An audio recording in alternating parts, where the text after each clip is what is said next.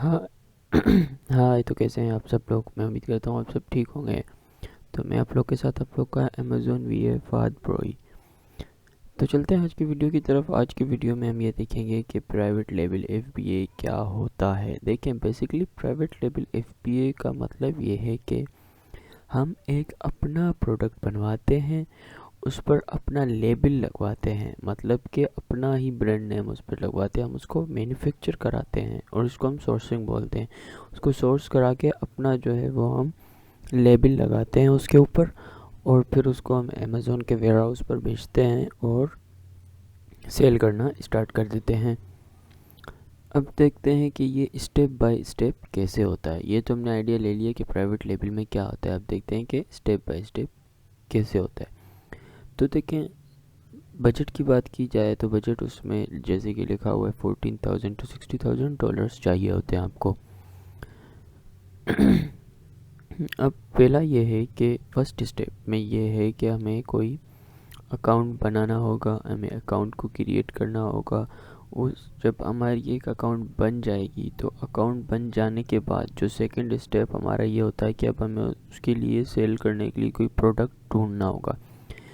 अब इंसानी दिमाग में ना तो बहुत सारे प्रोडक्ट्स नहीं आ सकते। इंसान के ब्रेन में ज़्यादा से ज़्यादा जो कॉमन प्रोडक्ट्स हैं, लाइक ग्लासेस, वॉच, ग्रोसरी के हो गए, होम एंड किचन के हो गए, जो कॉमन सी चीज़ें हो गई वही आती हैं ब्रेन में। मगर हम क्या करते हैं, प्रोडक्ट हंट करने के लिए एक स्पेशल सॉफ्टवेयर्स यूज़ करते हैं, लाइक जंगल स्काउट हो गया, हीलियम 10। ये तो ट्रेंडिंग पर हैं, लेकिन हैं बहुत सारे एप्लीकेशंस जिनकी सब्सक्रिप्शन हमें बाय करनी होती है। फिर वो हमें जो है वो खुद ही प्रोडक्ट ढूंढ कर देते हैं। हम अपना क्राइटेरिया उस पर रखते हैं कि हमें इस क्राइटेरिया पे चाहिए, तो फिर हमें उस क्राइटेरिया के मुताबिक हमें प्रोडक्ट वो सर्च करके देते हैं। ऐसा प्रोडक्ट हो सकता है जो कि हमने कभी देखा भी ना हो, सुना भी ना हो, मगर वो प्रोडक्ट एग्जिस्ट करते हैं और उनकी डिमांड ज़्यादा होती है और सेल करने और प्रॉफिट होने के उनसे चांसेस बहुत ज़्यादा होते हैं। तो प्रोडक्ट हंट हम इस तरीके से करते हैं।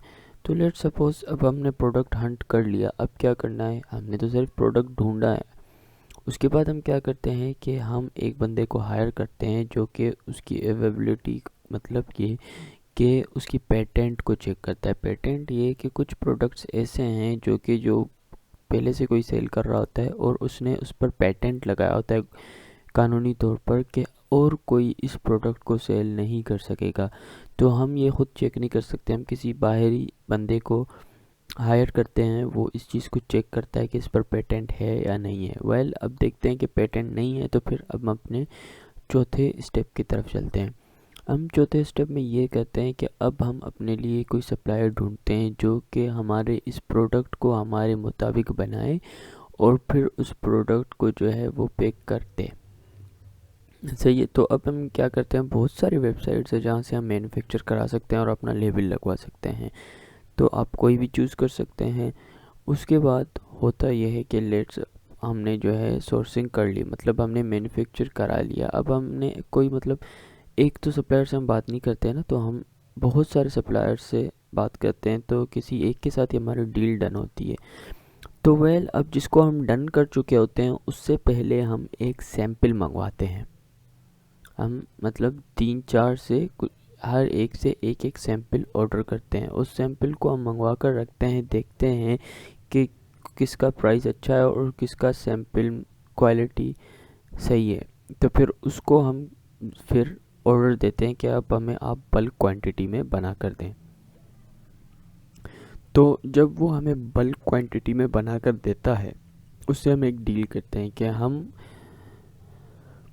हम ये करते हैं कि चलो चौथा स्टेप डन, सोर्स करने के लिए सप्लायर ढूंढा, फिर हमने सैंपल ऑर्डर किए प्रोडक्ट के। अब छठे स्टेप में होता है कि हम उस सप्लायर को कहते हैं कि देखो आपने बल्क क्वांटिटी में बना दिया प्रोडक्ट, तो हम अपना एक बंदा हायर करेंगे, उधर ही आपके कंट्री में वो आएगा, आपकी जो बल्क में आपने बनाया है, बल्क क्वांटिटी में आपने प्रोडक्ट बनाया, उसकी क्वालिटी को चेक करेगा। क्वालिटी चेकर को हम क्वालिटी इंस्पेक्टर बोलते हैं। उसको इंस्पेक्शन के लिए हम हायर करते हैं ताकि देख सके कि ये ना हो उसने एक जो पीस हमें भेजी थी वो तो सही था, मगर जो उसने बल्क में बनाया है उधर उसने क्वालिटी में जो है वो कुछ फ़र्क किया या क्वालिटी उसने सही नहीं बनाया, तो वो जो हमारा बंदा होता है अगर वो उसको पास करता है, एक्सेप्ट करता है उसकी क्वालिटी को, तो फिर हम उसको पेमेंट करते हैं।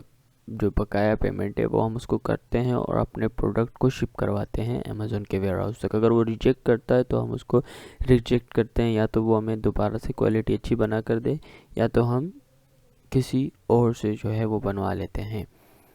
सही है, तो ये हो गया हमारा स्टेप नंबर 6, मतलब कि हमने जो है वो उनको कर लिया। अब ये कि लोग ये सोचते हैं कि हम बनवा लेंगे उसको अमेज़ोन के वेयर हाउस तक कैसे पहुंचाएंगे। तो देखिए, ये सोर्सिंग के दौरान ही होता है। या तो आपका सप्लायर ही आपसे कुछ चार्जेस लेकर आपके प्रोडक्ट को वेयर हाउस तक पहुँचवाता है, या तो उसी वेबसाइट पर जहाँ से आप सप्लायर ढूंढते हैं उधर ही फ्रेट फॉरवर्डर्स होते हैं जो कि आपसे कुछ पैसे लेकर आपकी चीज़ को उधर से अमेज़ोन के वेयर हाउस तक पहुंचा देते हैं। ये भी कोई बड़ी बात नहीं है, ये भी हो जाता है। अब 6 स्टेप डन, हमने एक्सेप्ट भी कर लिया, क्वांटिटी ऑर्डर भी कर ली, सब हो गया। अब हम क्या करते हैं कि 7th स्टेप में हम एक फ़ोटोग्राफ़र, ग्राफिक डिज़ाइनर को हायर करते हैं, क्योंकि हम तो इस कंट्री में बैठे हुए हैं, जिस भी कंट्री में हैं, हम अपने कंट्री में हैं। लेट्स सपोज हमने उसको सोर्स कहीं और से किया है, किसी और कंट्री से किया है, तो उसी कंट्री में हम क्या करते हैं कि एक फ़ोटोग्राफ़र और एक मतलब कि फ़ोटोग्राफ़र और ग्राफिक डिज़ाइनर को हम हायर करते हैं। वो जाकर उस प्रोडक्ट की पिक्चर्स लेता है और उनकी डिज़ाइनिंग करता है और उनको अच्छे से बना देता है, और फिर वो पिक्चर्स हमें सेंड करता है ताकि हम उसको अपने अमेज़ोन पर लगा सकें। तो 7 स्टेप में ये होता है, हम फ़ोटोग्राफ़र करते हैं। फ़ोटोग्राफिंग के बाद अब ये होगा कि हमें अमेज़ोन पर जो है शिपमेंट प्लान बनाना होगा अपने प्रोडक्ट के लिए। ज़ाहिर सी बात है, अब यहाँ से तो वो भिजवा देते हैं वेयर हाउस में, मगर वेयर हाउस में हमारे प्रोडक्ट पर लेबल्स लगते हैं, हमारे प्रोडक्ट्स पर कोड्स लगती हैं, हमारे प्रोडक्ट्स पर बहुत सारी चीज़ें लगती हैं, बहुत सारे स्टिकर्स लगने होते हैं, क्योंकि उसके पास तो बहुत सारे जो है वो प्रोडक्ट्स है। अब उसको कैसे पता कि ये प्रोडक्ट इस बॉक्स के अंदर क्या पड़ा हुआ है, या इस बॉक्स में किसका सामान पड़ा हुआ है, या इस बॉक्स में कितने सामान पड़े हुए हैं। तो फिर ये जो है सारा शिपमेंट प्लान के अंदर हम अमेज़ोन पर बनाते हैं। 8 स्टेप में शिपमेंट प्लान जब बन जाती है तो फिर हम क्या करते हैं कि अपने उस प्रोडक्ट की तस्वीरों को लिस्ट करते हैं। लिस्ट करने के बाद हम ये करते हैं कि जब लिस्ट हो जाती है तो फिर हम लिस्टिंग का कंटेंट क्रिएट करते हैं। कंटेंट क्रिएट के बाद लिस्ट ऑप्टिमाइजेशन करते हैं। लिस्ट ऑप्टिमाइजेशन में ये होता है कि हम कोशिश करते हैं कि हमारा प्रोडक्ट फर्स्ट पेज पर आए, तो इस वजह से लिस्टिंग ही काम नहीं होता, लिस्टिंग भी कराते हैं। फिर उसके बाद उसका कंटेंट भी रखते हैं ताकि किस नाम से लोग उसको सर्च करें आ जाए। फिर उसकी लिस्ट ऑप्टिमाइजेशन भी करते हैं हम। तो ये एक हमारा क्या कहते हैं 9वां स्टेप है। फिर 9th स्टेप के बाद जो है 10th स्टेप में ये कहते हैं हम एक कीवर्ड रिसर्च करते हैं कि कौन से कीवर्ड्स को इस प्रोडक्ट से मुतालिक लोग कितना सर्च करते हैं। तो फिर उस कीवर्ड को जो है वो हम अपने लिस्ट में रखते हैं और उस कीवर्ड को रखते हैं। उस कीवर्ड जो है वो भी सॉफ्टवेयर्स के ज़रिए होती है, इसी हीलियम 10 या जंगल स्काउट के ज़रिए। तो उन कीवर्ड्स को जब सर्च करने के बाद हमें जब कीवर्ड्स मिलती हैं तो उन कीवर्ड्स को हम अपनी लिस्टिंग में ऐड कर देते हैं ताकि हमारा प्रोडक्ट फर्स्ट पेज पर आए। तो ये सब हो जाने के बाद फिर हम क्या करते हैं लास्ट स्टेप में 11th में कि PPC कैंपेन रन करते हैं। PPC पे पर क्लिक मतलब ये कि पहले लोग ये करते थे कि अपने दोस्तों को कहकर अपने प्रोडक्ट को रिव्यूज़ दिलाते थे और इस तरह से वो कोशिश करते थे कि हमारे प्रोडक्ट फर्स्ट पेज पर आए या इस तरह शो हो। मगर इधर क्या होता है कि अमेज़ोन ही आपको कहता है कि आप मुझे पे करें, मैं आपकी एडवर्टाइजमेंट करूँगा। आपके अगर लेट सपोज़ हम बेच रहे हैं कोई आइसक्रीम स्कूप, हम सेल कर रहे हैं, तो उस आइसक्रीम स्कूप अगर कोई सर्च करेगा तो फिर सबसे ऊपर ही हमारी एडवर्टाइजमेंट चलेगी, मतलब हमारे ब्रांड की एडवर्टाइजमेंट अमेज़ोन की तरफ से चलेगी। तो उस पर अगर कोई बंदा क्लिक करेगा तो फिर उसके कुछ फ़ीस हमसे अमेज़ोन चार्ज करता रहेगा। तो PPC रन करने से हमारी सेल्स बूस्टअप हो सकती हैं अगर कोई PPC एक्सपर्ट हो, या जो है वो PPC जिसको अच्छे से रन करना आता हो। तो फिर जो PPC जो है वो बहुत इफ़ेक्टिव होती है और बहुत इम्पोर्टेंट रोल है इसका हमारे सेल्स में। तो PPC को हम अवॉइड नहीं कर सकते, PPC हमें ज़रूरी जो है वो करना होता है। तो